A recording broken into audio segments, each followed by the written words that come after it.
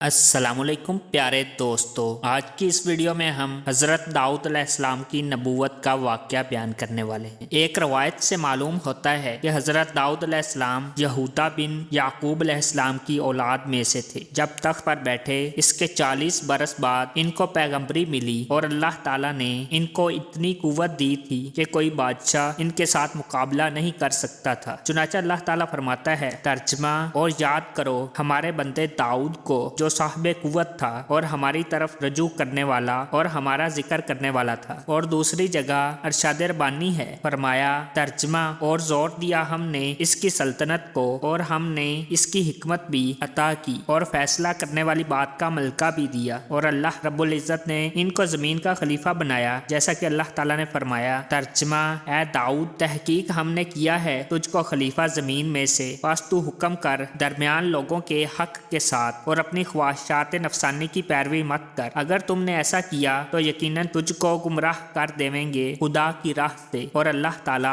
इनको ऐसा खुश आवाज किया था, यानी जब वो अपनी आसमानी किताब जबूर को पढ़ते तो इनके ख्वाहिश अलहानी से बहता पानी भी थम जाता था। एक रवायत में ये भी बयान किया गया है कि वो आसमानी किताब जबूर को बेहतर तरह से अलहान से पढ़ सकते थे। और एक रवायत से ये भी मालूम होता है कि जमीन के वहूश चरिंदों त्यूरों परिंद जमी जानवर हवा पर और जमीन पर खड़े होकर सुनते थे और फिर सुनकर बेहोश हो जाते थे। और दरख्तों की पत्तियां भी जर्द हो जाती थी और पत्थर मोम की मानद हो जाते थे और बड़े बड़े पहाड़ जुम्बश में आ जाते थे। और सब के सब हजरत दाऊद अलैहिस्सलाम के साथ तस्बीह पढ़ा करते थे, जैसा कि खुदावंदे कुद्दूस ने इरशाद फरमाया, तर्जमा ए पहाड़ वाले रजू से पढ़ो और तस्बीह करो और इसके साथ किताब जबूर को भी पढ़ा करो, जो कि अल्लाह ताला ने हजरत दाऊद अलैहिस्सलाम पर इल्हाम से वो आसमानी किताब नाजिल फरमाई थी। बाद कुतब तवारीख से मालूम होता है, बल्कि मुतरजम ने अपने मुताल्ले खास में भी ये चीज देखी है कि तौरात और जबूर में ज्यादातर मसाइल अमरो नहीं वादा व वईद के हैं और तरीका इबादत के मज़कूर कम है। और जबूर पढ़ते वक्त दाऊद अलैहिस्सलाम की आवाज तकरीबन 40 फरसंग तक पहुंचती थी। इस आवाज से काफी लोग बेहोश और मुर्दा हो जाते थे। यह दर हकीकत इनकी नबूवत का एक मौजज़ा था। और दूसरा मौजज़ा ये था कि खुदा ने इनकी उंगलियों में ऐसी ताब और गर्मी दी थी कि इनको छूते ही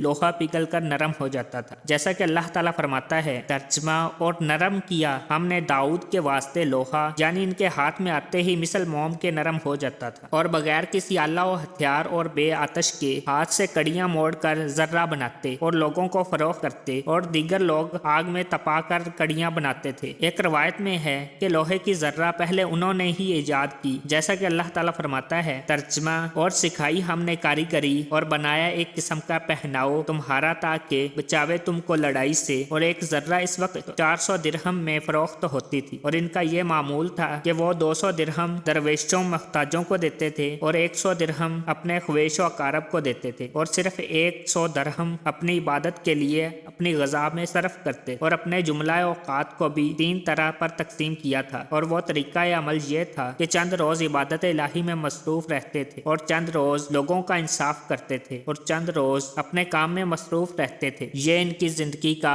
मामूल बन चुका था। तो प्यारे दोस्तों, अगर आपको ये वीडियो पसंद आई तो इसे लाइक करें, शेयर करें और चैनल को सब्सक्राइब नहीं किया तो इसे सब्सक्राइब करें और साथ ही बेल के आइकॉन को लाजमी प्रेस करें ताकि हमारी नेक्स्ट आने वाली वीडियो का नोटिफिकेशन आप तक बाकायदगी से पहुंच सके। अल्लाह हम सब का हामी